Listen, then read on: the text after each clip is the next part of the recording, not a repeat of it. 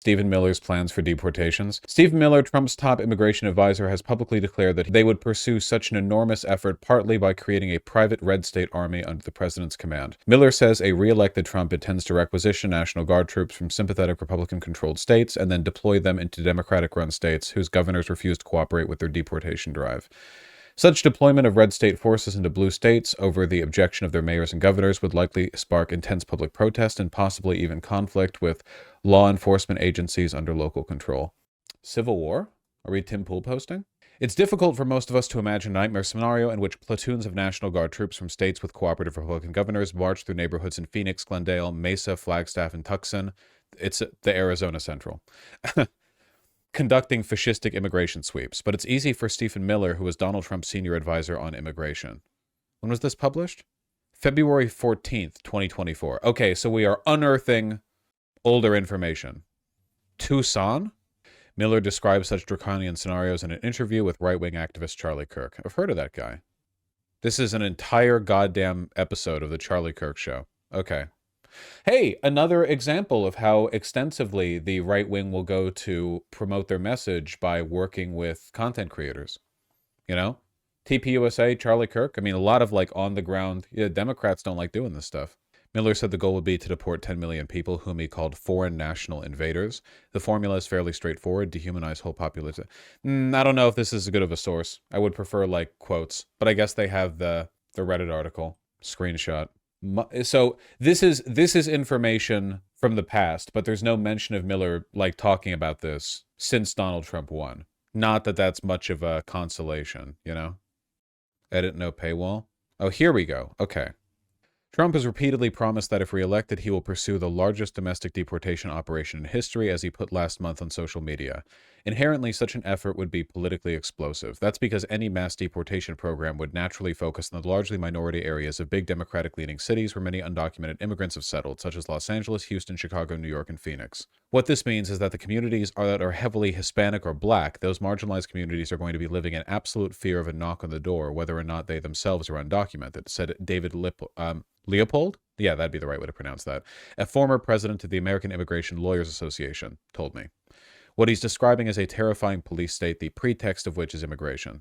And then here's the bit with Stephen Miller. His top immigration advisor has publicly declared they would pursue such an enormous effort, partly by creating a private red state army under the president's command. Miller says a re-elected Trump intends to requisition National Guard troops from sympathetic Republican-controlled states, then deploy them into Democratic-run states whose governors refuse to cooperate with their deportation drive. Okay, how is any of this necessary? Donald Trump has the ability to take the National Guard under his command. Why would he need to? What's with all this like recruit right-wing National Guardsmen to go into left-wing areas? What, like, you can requisition the National Guard anywhere. You can do it anywhere. Do National Guardsmen swear an oath to the Constitution as well? Yes. I don't think National Guard troops would ever fire on each other.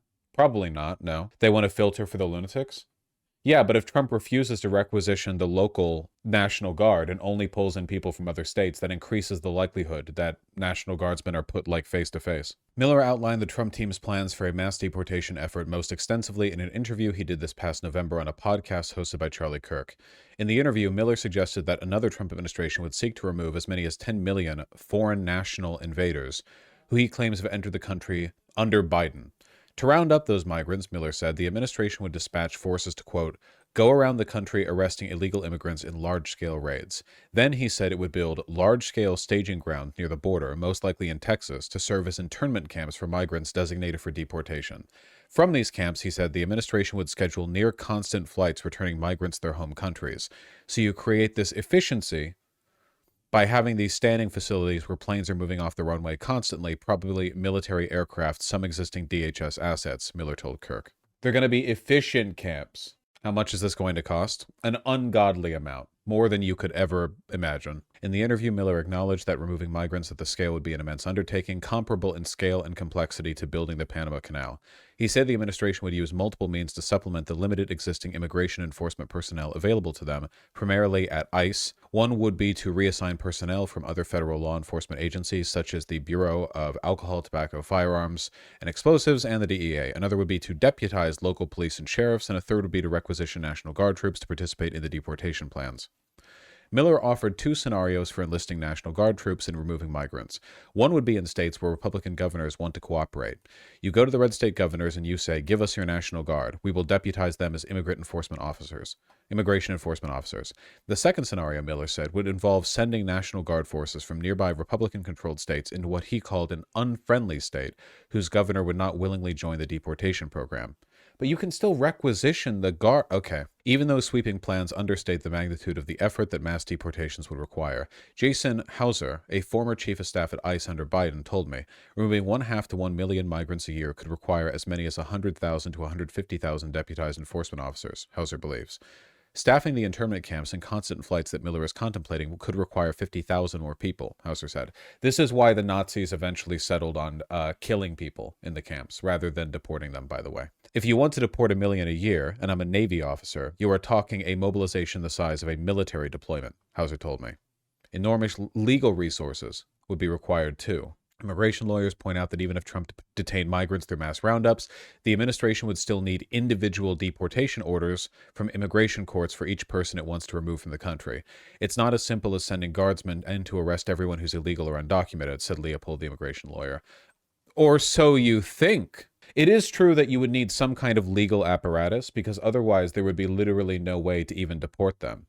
Like, you need information on them, or you can't even find out what country you're trying to deport them to. And you can't just dump people randomly in other countries, because that would be viewed as an act of aggression, and eventually they would just stop letting U.S. planes land with those people. We're talking thousands, tens of thousands, possibly hundreds of thousands of flights, you know. All this exceeds the staffing now for immigration enforcement. ICE has only about 6,000 enforcement agents. To fill the gap, he said, Trump would need to transfer huge numbers of other federal law enforcement agents, weakening the ability of agencies, including the DEA, the FBI, U.S. Marshal Service, to fulfill their principal responsibilities. And even then, Trump would still need support from the National Guard to reach the scale he's discussing.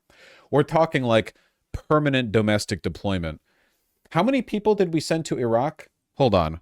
The coalition sent 160,000 troops into Iraq in the initial invasion phase. So at the like beginning of the invasion, presumably the point at which we had the largest number of troops there, 160,000 people. You remember how fucking expensive the Iraq war was?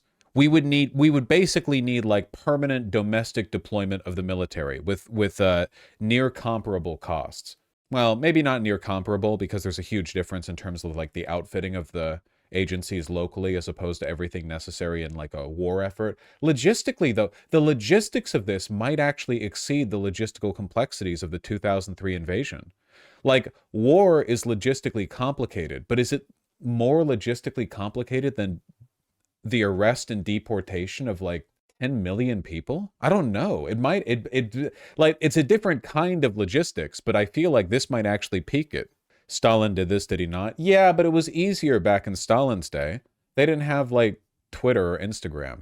Back in Stalin's day, you basically just sent troops to a bunch of, like, cities full of a minority group, and you pointed guns at them and told them they had 24 hours to leave and march. And if a bunch of them died, it was like, whatever. It's a little different these days. Even if Trump used National Guard troops in supporting roles rather than to break down doors in pursuit of migrants, they would be thrust into highly contentious situations. You're talking about taking National Guard members out of their jobs in Texas and moving them into, say, Philadelphia and having them do mass stagings. Literally, as Philadelphians are leaving for work or their kids are going to school, they're going to see mass deportation centers with children and mothers who are just in the community working and thriving. He predicts that Trump would be forced to convert warehouses or abandoned malls into temporary relocation centers for thousands of migrants. Adam Goodman, a historian at the University of Illinois at Chicago and the author of The Deportation Machine, told me, there's no precedent of millions of people being removed in U.S. history in a short period of time. The example Trump most often cites as a model is Operation Wetback, the mass deportation program named for a slur against Mexican Americans, launched by Eisenhower in 1954. That program involved huge sweeps through not only workplaces, but also heavily Mexican American communities in cities such as Los Angeles. Yet, despite that effort, despite ensnaring an unknown number of legal residents, removed only about 250,000 people, Goodman said. To deport the larger numbers Trump is promising, he would need an operation of much greater scale and expense. 250,000 is a good number of people. Yep, that is true. I'm not gonna lie, guys. I really don't see a way that this doesn't end in like mass tragedy without National Guard detachments from blue states flat out refusing orders from the president. Unless Trump pussies out. Yeah, maybe. I mean, they are required to disobey illegal orders, right? Yeah, but I don't think any of this is technically illegal. Like, I think a lot of what Trump is talking about doing is legal within the purview of, like, his powers. And unfortunately, I don't think soldiers are required to disobey immoral orders. New LAPD chief is part of the resistance. That's actually good to know. Considering the fact that the LAPD has the manpower of, like, a small army. That actually is good. You know, there's got probably like 1 million undocumented immigrants in Los Angeles. It's so sad Democrats need to be on the back foot to actually get a strong message. What message though? What are Democrats even doing right now? It like shouldn't Biden be passing a flurry of executive orders or anything? Like shouldn't the Democrats be doing anything right now? They don't they're like silent. There's nothing going on. Well, yeah, Soak done left, but it's not about them sticking. Of course, any executive order can just be instantly undone the next time, when Trump gets into office. The point is more about like raising the alarm bells. It's the same like, Kamala Harris and Joe Biden both described Donald Trump as a fascist, and then no word of it, nothing. Like there's no like this is one of those things where in retrospect, like people look back with the perspective of history and they're screaming their lungs out, but now you're living through it at this moment. And we see these horrific plans being just openly endorsed by the people who are about to take power. And the Democrats are just nothing. Like, I guess it would just be uncivil for them to say anything about it. Yeah. How do you say like, yeah, he's a fascist and a menace to our democracy. And then you boast about the peaceful transfer of power. Like, oh, we wouldn't want to be obstructionist right at the last hurdle. Why not?